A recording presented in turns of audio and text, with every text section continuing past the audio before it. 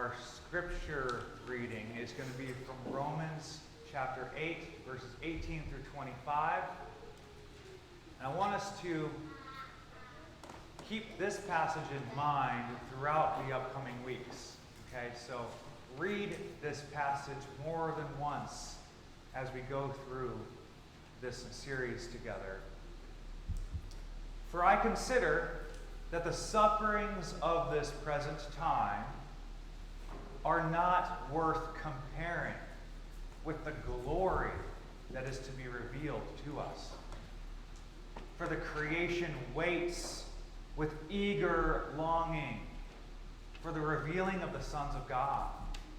For the creation was subjected to futility, not willingly, but because of him who subjected it, in hope that the creation itself will be set free from its bondage to corruption and obtain the freedom of the glory of the children of God. For we know that the whole creation has been groaning together in the pains of childbirth until now. And not only the creation, but we ourselves, who have the first fruits of the Spirit, groan inwardly as we wait eagerly for adoption as sons, the redemption of our bodies. For in this hope we were saved. Now, hope that is seen is not hope. For who hopes for what he sees? But if we hope for what we do not see, we wait for it with patience. This is the word of the Lord. Thanks be to God. So, I'm going to be preaching on this series called Why Is There Suffering? Now, hopefully these sermons won't become a cause of suffering for you. Hopefully you won't be saying by the end of this, why did Pastor Nate subject us to such pain and misery through his sermons? Now, obviously, suffering is a pessimistic topic to discuss. It's like preaching on death or hell.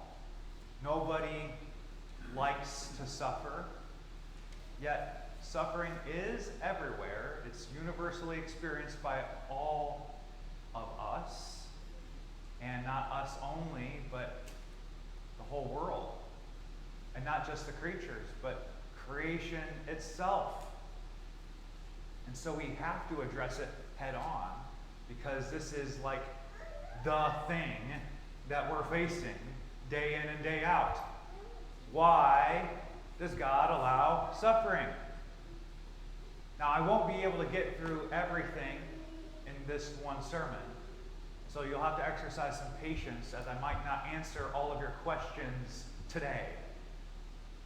But please do discuss with me throughout the week and throughout this series. Feel free to bring up topics, bring up your own thoughts, bring up your own experiences, as these discussions may help me in my future sermon series. Now, there is this goal that I have in mind, really three goals, that this suffering series equips your mind, because I want us to have the understanding, to the learning of the various ways and reasons that God allows suffering to happen. We are to be renewed in our mind. We are not to just go about this world, whimsically, and just thinking, oh, well, whatever happens, happens, and I'm just going to be ignorant and have nothing to offer when something happens. Whatever. We should be renewed in our mind. We should be able to share insights and to know the heart of God and what is going on with this world. Secondly, I want you to increase in your heart your resilience, meaning your ability, your strength to face the hardships. That means increasing your faith, your hope in the future, your sanctification, which will then give you this ability to engage in suffering with increased hope. Because we're all going to suffer, right? We're either currently suffering or in the process of suffering, or we know people that are suffering. We need to be able to engage it with increased hope. Thirdly, I want us to increase in our relationships with others around this topic. We live in a world that suffers. This is the most relatable topic. We all share this. We all suffer. A unbeliever and a believer alike get cancer or suffer the loss of loved ones or experience other natural hardships like tornadoes and hurricanes. So I want us to increase in our ability to engage the world on this topic, to practice apologetics, that we would grow in our ability to teach others about suffering and to comfort those who suffer, or to even defend against those who use suffering as an accusation against God, to say that he is either non-existent or he is not worthy of worship because of this. We need to be able to engage that. Well, there is a branch of philosophy that engages this topic. This branch of philosophy is called theodicy. It's a word that gets used in colleges at even the secular level and at Christian colleges. This is a philosophy branch that engages the topic of how can God exist if evil exists? If God is just and holy and good, then how do evil and misery exist? That's the question theodicy wrestles with. History's most famous statement of the problem of evil, okay, that's what this philosophy problem is called, the problem of evil. This statement comes from the ancient Greek philosopher Epicurus, which was around 300 BC. Okay? I'm going to paraphrase it. Okay, I'm not going to quote the Greek to you or the full version, but it boils down to this. If God is all powerful and all good, then why doesn't he use that goodness and power to stop evil? And since evil does exist, God is either not all powerful, or he's not all good, or he is no God at all. He does this version of God that you think of, it doesn't even exist. So theodicy as a branch of philosophy deals with defending God. That's what theodicy literally in its breakup means. Justifying God in regards to these claims. Since evil exists, these questions arise. Where is God? And how can God operate like this? And theodicy is the branch of Christian philosophy that answers those questions. It's a defense of the existence of God in the face of suffering and evil. Now, is it unique to Christians? Do only Christians have to account for this? No, because everybody faces this problem. All religions, in one way or another, are focusing on this suffering idea. How do we escape suffering? How did it come about? Why are we facing it? And how do we get away from it? Because we're all going through these trials. And so everyone on earth, in some way or another, is looking for answers. They're looking for something better, for something more meaningful. They're looking for a future. They're looking for a relief. How do I escape this suffering and reach bliss? This is part of our being as spiritual beings. It's like if we are deprived of water, we get thirsty, right? That's inherent to us. In the same way, our suffering and our engagement with evil makes us thirsty. We recognize that we weren't created for hatred. We weren't created for suffering. We weren't created for death. That there is this imbalance happening between us and all of creation. That there's this grind, there's this difficulty against creation. We hurt creation, and creation hurts us. And we feel disconnected from God. Well, everybody's feeling that thirst. The thirst that things would be made right. We want that thirst to be quenched. We want to get back to how we are meant to be, which is that everything is good, in harmony, no hate, no disorder, no chaos, no pain. And as Christians, we say that suffering entered through the curse. And you can see that just in the first few chapters of Genesis. We've got, okay, everything's very good. This is the way things are supposed to be. But then, boom, doesn't take long before the introduction of pain and suffering. This is the explanation for why things are the way they are. Then from Genesis, everything begins to unfold. This plan of redemption, not just of our souls, but of all creation. Getting back to the beginning.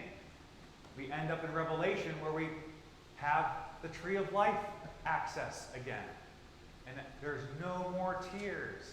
And the curse is reversed. And everything between Genesis to Revelation is this progressive unfolding of we want to get back to there. Now it's important to contrast what we believe about suffering versus what other people believe about suffering. There are other religions besides Christianity. They're not equally true. And they all try to engage this topic of suffering. Why is it here, and how do we get away from it? And as America becomes less Christian, and as people from Hindu and Buddhist and Taoist and Jainist religions come into Peoria County, you're going to engage some of these people, possibly, right? Now, I'm not going to be going over things like Islam and Judaism because those are counterfeit Abrahamic religions. They operate similarly in their explanations for suffering as Christianity does, but without the Savior, without Jesus. And that's the most crucial part, really. I'm going to be engaging over the next several minutes Eastern religions, which, admittedly, us Western Christians are pretty not versed in, right? We kind of just ignore all that Buddha, Hindu stuff, and we go, eh. But we need to understand, where are people coming from on this topic? So Hinduism. It's about 1.2 billion people on earth are Hindu. It may have originated around 2500 BC. More likely it's around 1500 BC. But regardless, it's a long time. There's no single known founder. There's no single book that they really follow. But the Bhagavad Gita, probably pronouncing that incorrectly, is one of their texts that they refer to. They don't have an organization, no priests, no requirements. So it's kind of more abstract, harder to pin down. In fact, there are some Hindus that are polytheistic, pantheistic, monotheistic, atheistic. You can be all kinds of things and be a Hindu. But it ultimately comes down to this idea of Brahman and Atman. That the Brahman is this big consciousness. It's the single source of energy, and it is the soul of the universe. That's the Brahman. The Atman is us. We, all of creatures on earth, even animals, have an Atman. We are a soul. We are a piece of that Brahman. And they have this salvation-ish kind of idea called moksha, which is that eventually you can become one with the Brahman. Eventually you can escape suffering. Now, to a Hindu, they believe in reincarnation. There's this key idea called samsara. Samsara is essentially this idea that you are suffering in this life, and your goal is that your next life will be just a little bit better, and then the next life after that will be a little bit better, and then your next life after that will be a little bit better, until you eventually reach moksha. Now, how do you get to moksha? Well, they believe that suffering comes through bad karma. And you might be suffering now because of your bad karma from last life. So if you did some bad things last time around, you might experience suffering this time around. And so your goal is to embrace the suffering without causing more bad karma. So it's like, okay, I'm going to endure because I probably deserve it. I probably deserve this bad karma stuff. So I'm just going to endure it and try my hardest to do good karma this life so that I won't suffer as much next life. And that's just rinse and repeat. A lot of the following Eastern religions that I'm going to go over actually adopt much the same theme. Buddhism, which is about 500 million people, and originated around 550 BC by a man called Siddhartha Gautama. He is the Buddha, okay, from which Buddhism comes. He was a royal prince in ancient India he's living lavish, right? He's a prince, but then he sees his people suffering, and he goes, well, how am I better than these guys?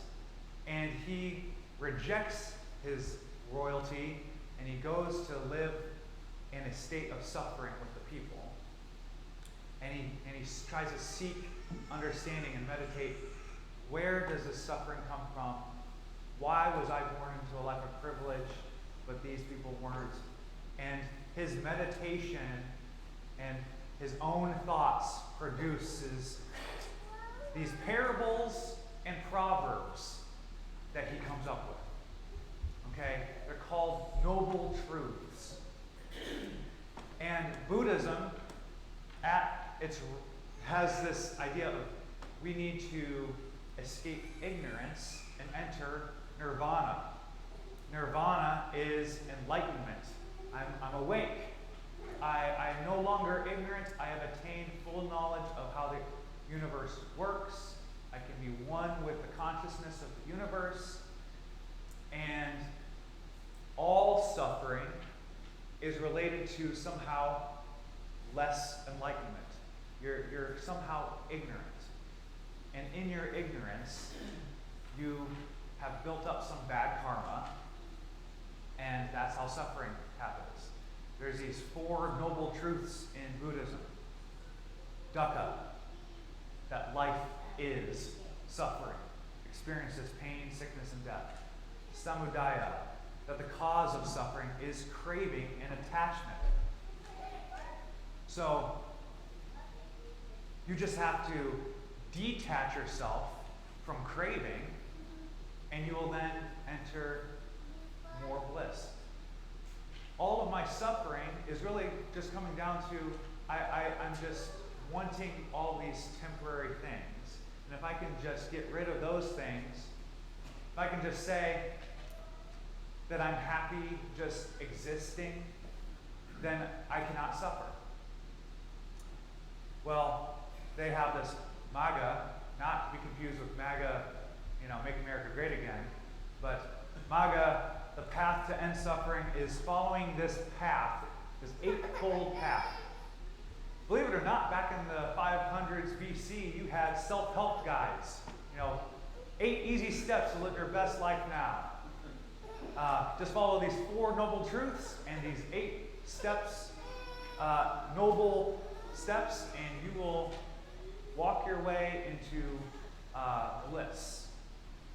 And so those 8 steps are broken down into 3 parts: wisdom, ethical conduct, and mental discipline. But basically it comes down to, being mindful. Because their whole idea is stop being ignorant, be enlightened. And that will get you away from the suffering. Now, you can see how there are elements of truth within people operating as image bearers of God, just thinking about the universe and thinking how it operates. It's not like all of these things are bad, right? You can look at these things and go, yeah, those are proverbial, those are pretty wise. We should have the right view, the right intention, the right speech and action and livelihood and effort, mindfulness and concentration. Those aren't bad things to do. We should have wisdom, ethical conduct, and mental discipline. So does that make me a Buddhist now? Well, absolutely not, right? Because they believe in reincarnation. They believe that the entire purpose, just like the Hindus, they believe that their entire purpose is I need to escape this reiterative suffering process. I've been suffering in multiple lives, and now I need to just get rid of the karma and enter into nirvana, and then I will become one with the universe. Okay, we covered Hinduism, Buddhism. Now, Sikhism, you ever heard of a Sikh? Often you'll see these guys with big turbans on their head, right? Those are Sikhs.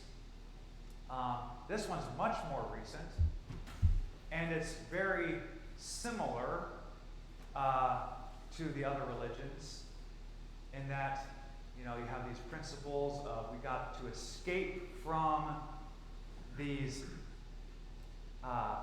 attachments to lust and greed and ego, and we need to become one with the divine.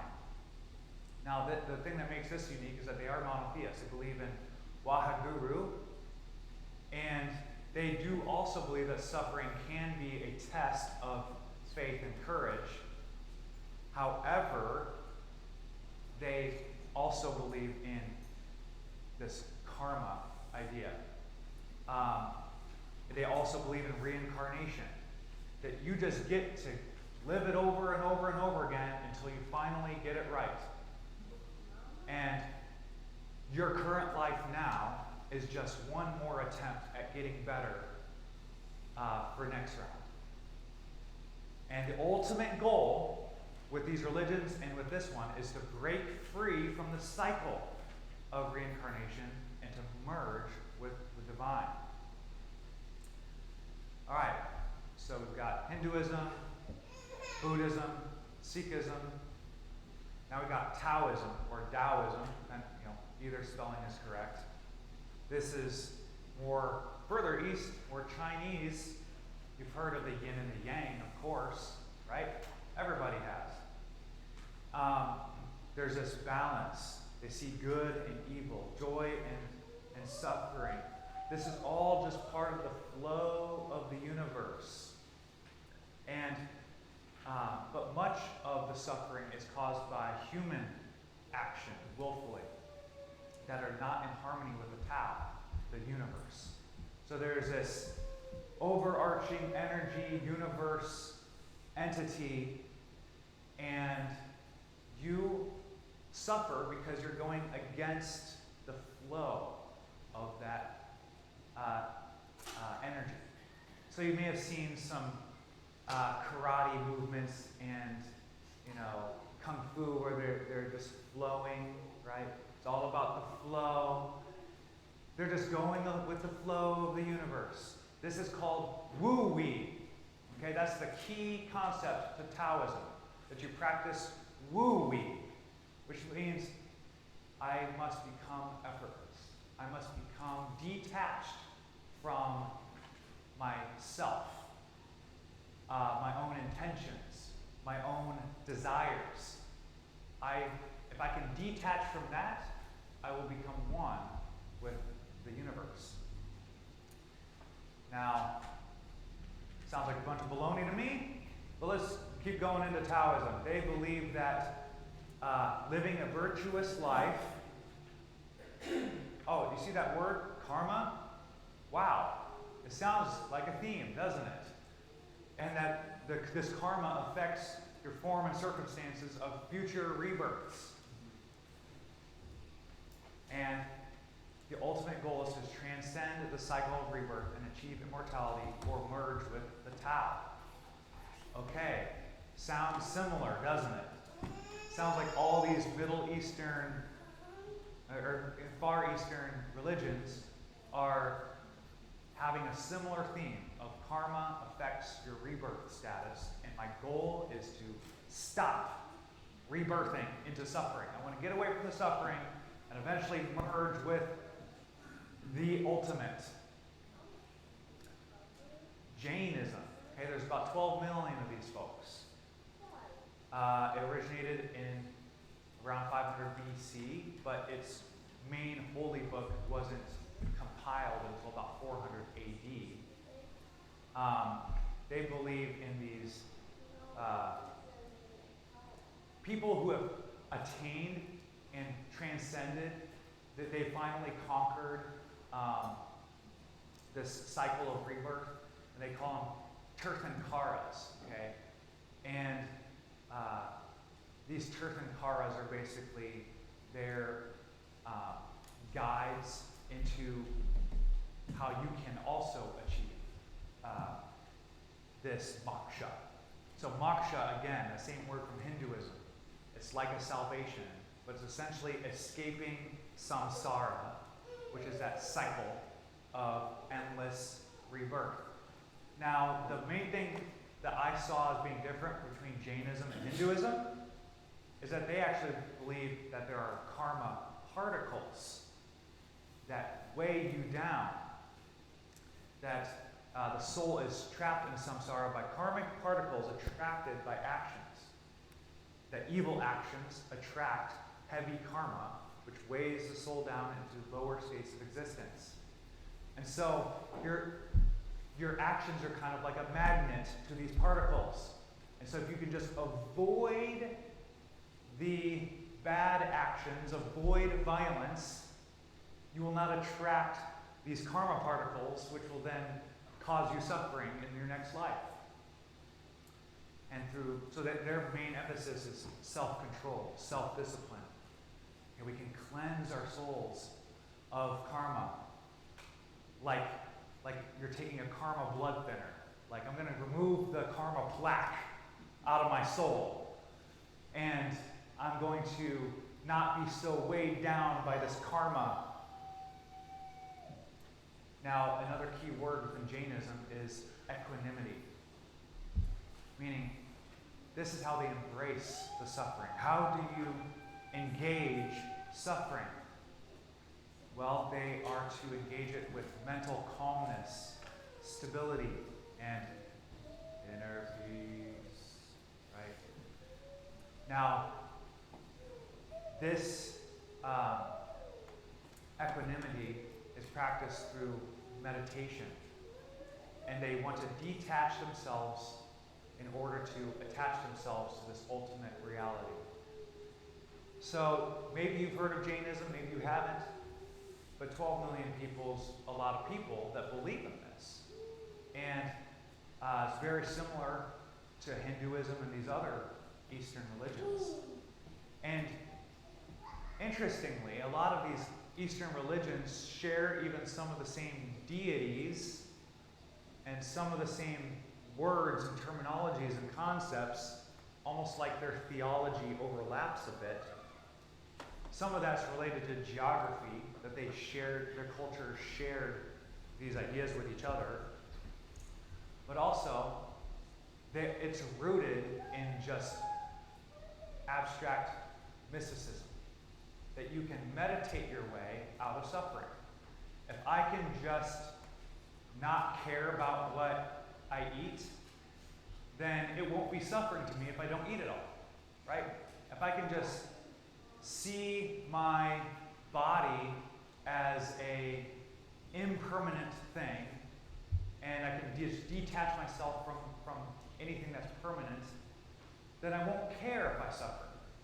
I can just endure it because, nothing really matters. I just want to become one with the universe. And it all just comes through this meditation and parables. They have some songs that they sing, some stories that they tell about these deities. And they might, have different gods. Oh, I believe in these gods, and I worship these gods, while others worship these other gods. And they are totally fine with that. Yeah, everything's just relative, and they don't really believe that their scripture is foolproof true, that it's a real account of history, but that it's just teaching us about the universe and how we can express ourselves in it. Very different from Christianity, right? Okay, so besides these Eastern religions engaging in suffering, and you could say that it's actually the theme of these religions is suffering. That's what the samsara is. I need to go through all these cycles of reincarnation and suffer because of my bad karma until I can get rid of my karma and just have bliss. I can achieve moksha, for example. Well, what about those that don't have a religion? What about atheists? What about agnostics? This accounts for a very large part of the world's population, at least 25%. And it's the oldest organized religion, right? It's Satan's the founder coming out in that garden, telling him, hey, did God really say that? Are you really going to suffer? Are you really going to die? I think he's making you suffer by you not eating the fruit. So if you want to avoid the suffering you're actually going to have a better life if you eat that fruit. So again, Satan actually kind of twisted this idea of suffering into his own religion. Now, at a philosophical level, not necessarily at the individual level, because when you engage an atheist, yeah, I believe in suffering, I believe in good and evil, I believe in a meaning to life, I believe in this and that. But at the philosophical level, they don't. Because without God, there is no meaning to anything. You are just random particles bouncing off of other random particles. And particles bouncing off of each other cannot have any valuation of good or bad. There are no actions of particles that are good versus other actions of particles that are bad. Your senses of sadness and anger and being distraught are actually deterministic. Atheism actually is a form of hyper-Calvinism, actually, in that you really don't have any control over your outcome, because we're all just a trajectory of science and particles bouncing off of each other. All of our will and choices that we make is just a product of these natural processes that have occurred over trillions of years until now. Now, there's no future. There's no hope for redemption. There is only is. There is no ought. This is a key distinction in philosophy. Is versus ought. Okay, children die is an example of suffering. But within atheism, there is no ought. There is no, well, children shouldn't die. Because to them, we're just a random happenstance, right? So, how do we engage with these people? Well, you have to share the gospel. You have to share to them their own inconsistencies. For example, when you engage an atheist on the the topic of suffering, well, more than likely they're going to engage you on it. They say, I can't believe in your God. He allows children to suffer. But on the atheistic worldview, taken to its logical conclusion, well, why is children suffering a bad thing?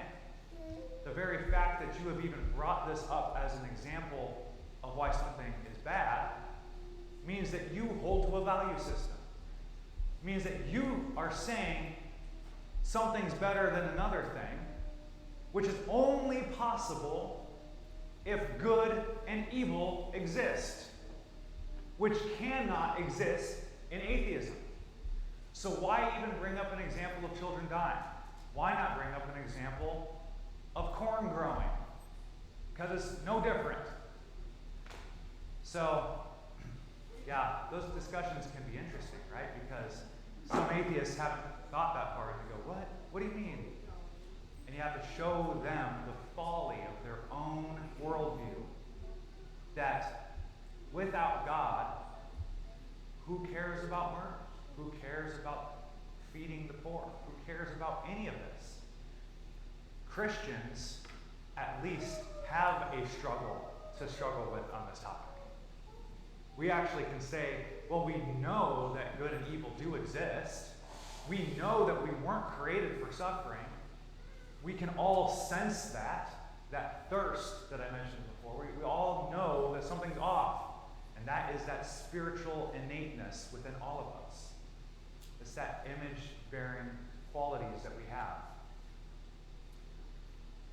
So there are these overarching principles in the Christian view of suffering. One is understanding the character of God, both his nature and his character. Okay, that he's infinite, he's powerful, he's omniscient, he's omnipresent. All the characters that describe his strength, his qualities of power and ability. But then there's also his character, that he's all loving. There's this term, omnibenevolent. Maybe you haven't used that term recently. It means all good. He's not lacking any good. He's all good. He's just. He's righteous. He's holy. He's pure. So these things undergird our understanding of suffering. Like we have to filter our understanding through these lenses. Secondly, is a character and a state of man. But man is finite. We are not God. And we cannot merge into the divine consciousness. We do not all become one consciousness in the moksha. Okay? Man is always a creature, forever. And we all retain our individuality. We all retain our personhood, which is not the same thing in Buddhism and Hinduism and everything. That's why you reincarnate and don't even remember who you were. Man also is not just finite, but he's fallen. Not just fallen himself in that original sin, in his desire for sin, his desire for bad, but also in that we exist inside of a cursed world. That there are weeds and thorns and issues with our crops and things like that. We experience brokenness generally. So what is the big picture answer? Well, the first one's the hardest. We know that whatever suffering happens, God could have prevented it. We have to admit that. Because without admitting that, you're saying either he's not as powerful, he's not really truly God. So he could have prevented it. And he could intervene, and that he does intervene. Ultimately, this is the big picture explanation. God has sufficient reasons for allowing suffering. And these reasons are consistent with his own righteous and powerful character. That problem of evil that we talked about. How can he be all good and all powerful? Well, we say he is both, and there are categories that you are not accounting for. Have you ever heard of a false dichotomy? Are you Mexican or are you Puerto Rican? I'm neither. I'm American, right? And so this problem of evil says, are you all good and powerful, or do you not exist? And they present it in such a way that you have to answer that God doesn't exist. But Christianity says, no, there are things that you're not accounting for, that God has his reasons that are known to him. And we're going to go over those reasons in upcoming sermons. But even so, even if we uncover every possible reason, we always have to know that his infiniteness and our finiteness may mean that there are reasons we don't know. He has them, and we don't. And that's part of our finiteness and our fallenness. And that's part of the faith walk, right? That's part of why we are here today. Because we're on a faith journey, trusting that God is good, and that he is powerful, that he can intervene, that he does intervene, and that he is in the process of intervening unto full redemption. That is the hope that we're looking forward to. All right, I know I covered a lot. It was a bit longer than I thought it was going to be. I overpromised Kevin last night that, it might be about 5-minute sermon tomorrow. Kind of overshot that. But as we think about suffering, we are thankful that Jesus suffered for us and that he took the punishment due to us on the cross. And this is one of the things that we are celebrating here at the Lord's Supper. That our suffering will never, even though we do experience suffering, it will never be as bad as what Jesus absorbed for us. He did stand in the path of God's wrath for us. And he absorbed God's wrath, his propitiation for our sins.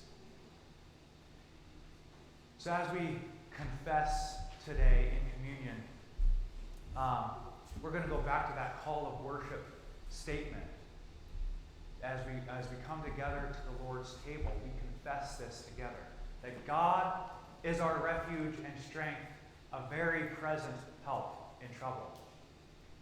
Therefore, we will not fear, though the earth give way, though the mountains be moved into the heart of the sea, though its waters roar and foam, though the mountains tremble at its swelling. Be still and know that I am God. I will be exalted among the nations. I will be exalted in the earth. The Lord of hosts is with us. The God of Jacob is our fortress. Let us stand together as we celebrate the Lord's Supper. Let us celebrate this fact that the Lord of hosts is with us.